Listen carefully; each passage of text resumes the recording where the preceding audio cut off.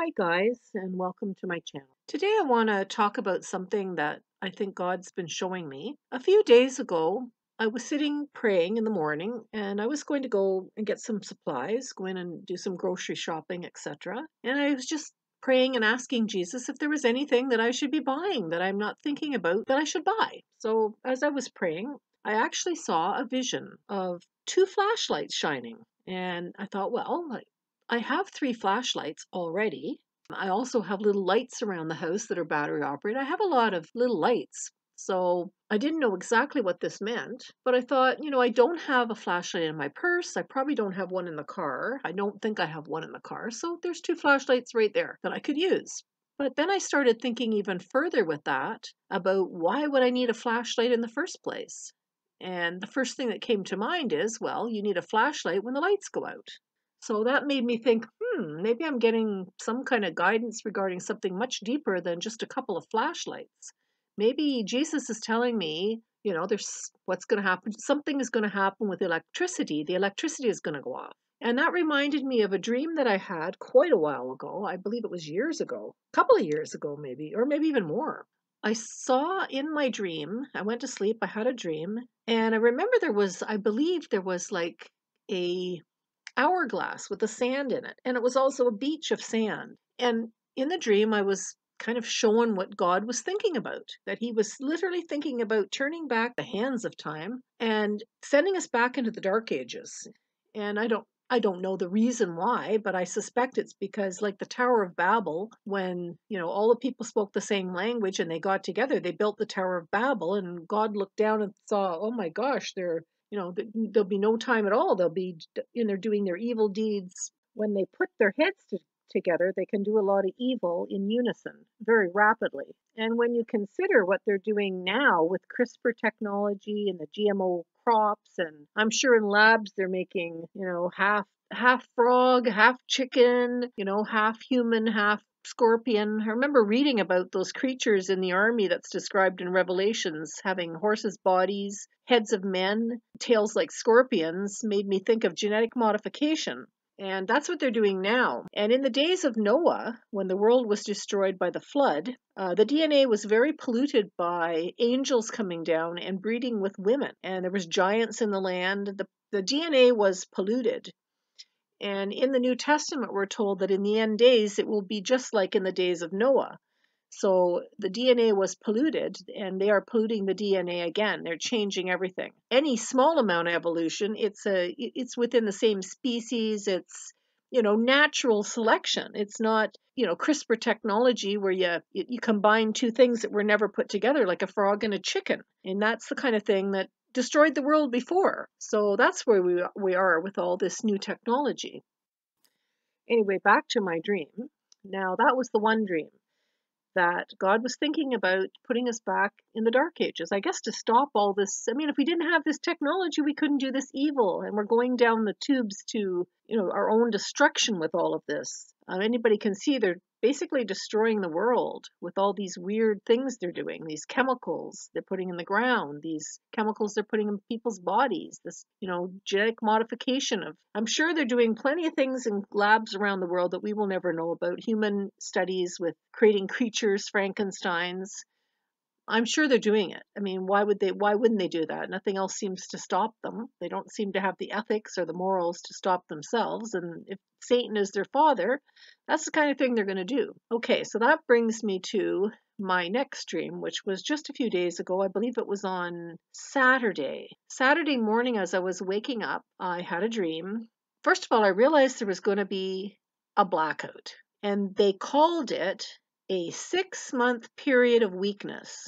And that was the dream. And they, I assume, would be like the global elite or whoever wants to perpetrate this depopulation of the globe, because 6 months without electricity, many people say that's 90% of the population dead, because most people keep about a week's supply of food in their cupboards, a week or two.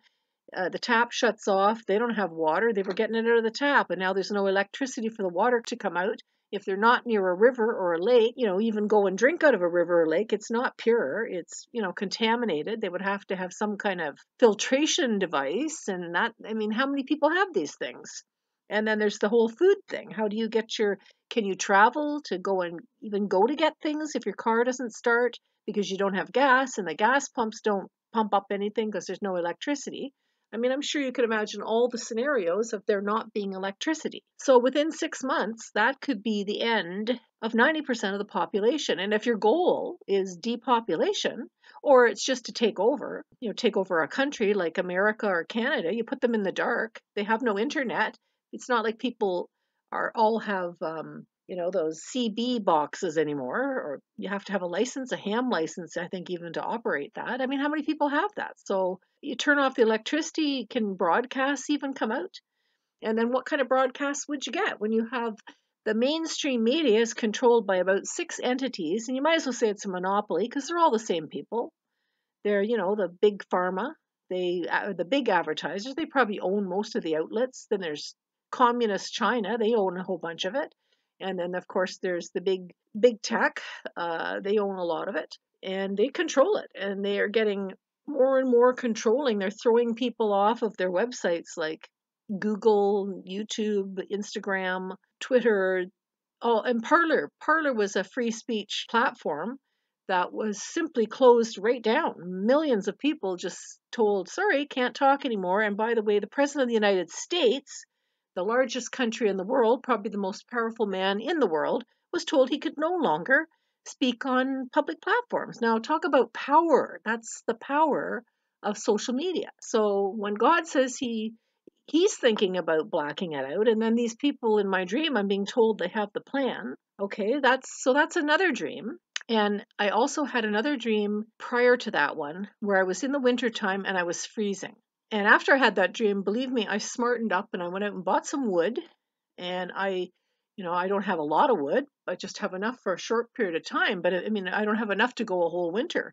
But I suppose if a person had to, you could start burning furniture and going out in the woods and even dragging home whatever you could find if there wasn't any electricity. But you better have an axe and a hacksaw or something to cut the wood with. Anyway, that was my dream.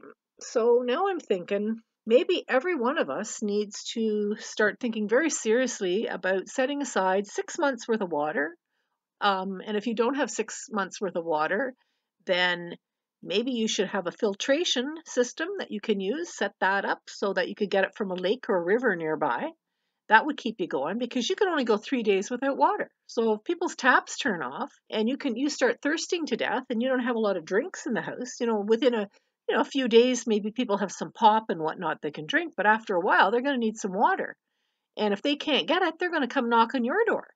And if you're not willing to give it to them because you would like to drink it, think about that scenario. So, it's time to set aside a lot of water. If you got pets, you might want to think about buying some cat food, dog food, etc. For a period of at least 6 months. I mean, they tell you to store up enough to make it a week or two. That might not be long enough. I was just rewatching a video by Dana Coverstone. He's a pastor who saw a lot of things about the election in the States and a war in the States. And one of the things he saw in one of his dreams was these men in suits, and they met somewhere. And they had with them suitcases that looked like dirty bombs or like nukes in a suitcase. And then they all were looking at their clocks synchronized, and they all left at the same time to go, presumably, to plant their bombs. And maybe they all explode at the same time. He saw that. He also saw UN soldiers on the ground in the United States, and they were Russian and Chinese soldiers, so who knows? Anyway, this is the dream I had. Two things we need to do, just in case it's true. I mean, maybe it's just a fear dream, but I think it was prophetic because I've had repeated things about it. The flashlights in a vision, two different dreams about the electricity, and maybe more. And I think that we need to do two things. You need to start setting aside supplies for yourself, your family, maybe even for other people who will be, desperate. They're going to need help, so maybe even extra. I was listening to one prepper online last night, and he said set aside another 10% for other people you didn't count on. And then you're going to have to somehow take care of that stuff because when people run out of water and food, they don't have, ethics and morals like they might normally. They're like, oh, it's you or me, and I think it's going to be you that dies, and I'm going to live. So just give me your water, give me your food. So you might also want to think about how you're going to protect your food and water. And then the main thing is, let's pray that it doesn't happen, because 90% of the public dying in 6 months, if that's what is supposed to happen, what the statistics are, that's pretty horrible. And that's a terrible plot against human beings by these cabal, these global elite, or whoever they are. So let's pray that this is stopped, that this plan stops. And I would really like to be wrong about this one. This is a dream I hope never comes true. And I think through prayer we can stop these kind of things from coming true. So please pray that it doesn't happen. And at the same time, prepare just in case it's God's will and it is going to happen and we can't change it. Maybe it's just something that will happen, part of the plan.